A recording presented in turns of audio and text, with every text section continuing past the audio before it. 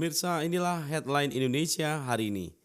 Kami hadir kembali untuk merangkum berita utama dari berbagai media nasional di Indonesia. Pada edisi Senin 2 Desember 2024, kami awali dari kompas.com yang mengabarkan mengenai anggota Komisi 9 DPR dari fraksi Partai Nasdem, Nur Hadi menilai anggaran makan bergizi gratis sebesar Rp10.000 per porsi belum cukup untuk mengurangi stunting di Indonesia. Nur Hadi menuturkan berdasarkan standar gizi Kementerian Kesehatan, porsi makan bergizi gratis dengan kebutuhan harian lengkap biasanya membutuhkan biaya sebesar Rp15.000-Rp20.000 per porsi. Indonesia saat ini menghadapi masalah stunting dan kurang gizi pada anak-anak. Jika program ini bertujuan untuk mengurangi stunting, maka anggaran sebesar Rp10.000 bisa dianggap belum cukup. Demikian kata Nur Hadi kepada kompas.com pada hari Minggu tanggal 1 Desember 2024. Oleh karena itu, Nur Hadi mendorong sejumlah penyesuaian dalam program makan bergizi gratis. Masih dari Jakarta, antaranews.com memberitakan Direktur Eksekutif Lembaga Kajian Strategis Kepolisian Indonesia atau Lengkapi Dr. Edi Hasibuan mengatakan gagasan menempatkan Polri di bawah Kementerian Dalam Negeri atau Kemendagri atau TNI merupakan langkah mundur. Dia menyarankan kedudukan Polri tetap lebih bagus berada di bawah Presiden. Berdasarkan kajian akademik, Polri tetap lebih ideal jika berada di bawah pemimpin negara atau bertanggung jawab kepada Presiden. Dosen pasca sarjana Universitas Bhayangkara Jakarta ini mengatakan, di bawah kementerian manapun tidak akan menjamin Polri semakin baik, bahkan dikhawatirkan semakin mundur. Selanjutnya dari dunia pendidikan, Kompas.com melaporkan Menteri Pendidikan Dasar dan Menengah Mendikdasmen Profesor Abdul Muti membahas strategi untuk menerapkan pembelajaran coding dan materi kecerdasan buatan atau artificial intelligence di sekolah dasar. Pembahasan dilakukan melalui diskusi bersama Wakil Menteri Pendidikan Dasar dan Menengah atau Wamendikdasmen Atif Latiful Hayat, staf khusus Menteri Bidang Transformasi Digital dan Kecerdasan Buatan Muhammad Muklas Rowi. Kemudian staf khusus Menteri Bidang Manajemen dan Kelembagaan Didik Suhardi, Sekretaris Dijen PAUD Dikdasmen Praptono, beserta para kepala sekolah, guru, serta komunitas pengajaran coding dan kecerdasan buatan. Seperti diketahui bahwa banyak negara maju sudah memulai pengajaran teknologi tinggi seperti coding dan AI sejak dini. Republika.co.id memberitakan pemerintah Vietnam telah mengumumkan pembangunan proyek kereta api cepat di negaranya senilai $67 miliar Amerika Serikat.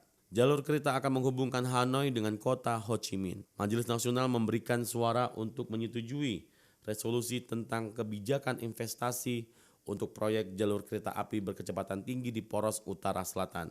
Demikian kata sebuah pernyataan di situs web Parlemen Vietnam pada hari Sabtu tanggal 30 November 2024. Dari dunia sains, detik.com memberitakan selama bertahun-tahun NASA telah menggali banyak benda yang terkubur di bawah lapisan demi lapisan es. Mulai dari perkakas kuno, bangkai hewan, pesawat Perang Dunia Kedua, hingga gunung berapi. Apapun itu, es telah menguburnya dan manusia menemukannya kembali. Selama misi penerbangan pada April di atas lapisan es Greenland, ilmuwan NASA Chad Green menambahkan satu hal yang cukup mengejutkan di dalam daftar tersebut, yaitu sebuah pangkalan militer rahasia. Setelah mengambil gambar radar dari es tersebut, Green terkejut melihat apa yang kemudian dipastikan sebagai Camp Century, pangkalan militer Amerika Serikat dari masa Perang Dingin yang berusia 65 tahun, terkubur sekitar 30 meter di dalam lapisan es yang sangat besar. Selanjutnya dari Jakarta, CNN Indonesia memberitakan daftar lengkap harga BBM Pertamina per 1 Desember 2024 di seluruh Indonesia. Ada 3 jenis BBM non-subsidi yang harganya naik, yakni Dex Lite, Pertamina Dex, dan Pertamax Turboron 98. Pengumuman kenaikan harga 3 BBM non-subsidi tersebut berdasarkan keputusan Menteri Kepmen ESDN nomor 245.K/ME/M.M/3022 sebagai perubahan atas Kepmen nomor 62.K/12-MEM/2020 tentang formula harga dasar dalam perhitungan harga jual eceran. Jenis bahan bakar minyak solar yang disalurkan melalui stasiun pengisian bahan bakar umum atau SPBU. Harga Dexlite yang sebelumnya Rp13.050 per liter sekarang menjadi Rp13.400. Lalu harga Pertamina Dex sekarang menjadi Rp13.800 per liter setelah sebelumnya Rp13.500 per liter.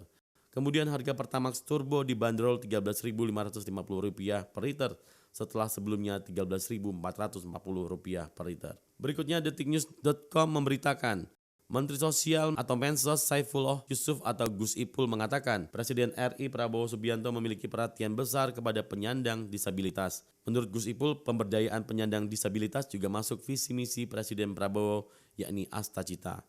Hal itu disampaikan dalam perayaan Hari Disabilitas Internasional 2024 di Taman Ismail Marzuki, Cikini, Jakarta Pusat pada hari Minggu 1 Desember 2024. Gus Ipul mengatakan Kemensos diminta untuk menindaklanjuti berbagai program yang berkaitan dengan pemberdayaan penyandang disabilitas. Selanjutnya dari Jakarta, CNN Indonesia memberitakan Presiden terpilih Amerika Serikat Donald Trump mengancam akan menerapkan tarif impor 100% selama pemerintahannya untuk negara-negara BRICS bila mereka tetap berniat membuat mata uang sendiri. Gagasan bahwa BRICS mencoba menjauh dari dolar sementara kita cuma diam dan melihat sudah berakhir. Demikian kata Trump di media sosialnya seperti diberitakan CNN pada hari Sabtu 30 November 2024 waktu Amerika Serikat. Kita akan meminta komitmen dari negara-negara tersebut bahwa mereka tidak akan membuat mata uang BRICS baru atau mata uang manapun untuk menggantikan dolar yang perkasa, atau mereka akan menghadapi tarif 100% dan harus mengucapkan selamat tinggal ke menjual ekonomi Amerika Serikat, demikian katanya. BRICS sendiri didirikan oleh Brasil, India, China, dan Afrika Selatan pada tahun 2011 sebagai blok baru ekonomi dan perdagangan lintas negara. Pemirsa, itulah headline Indonesia hari ini.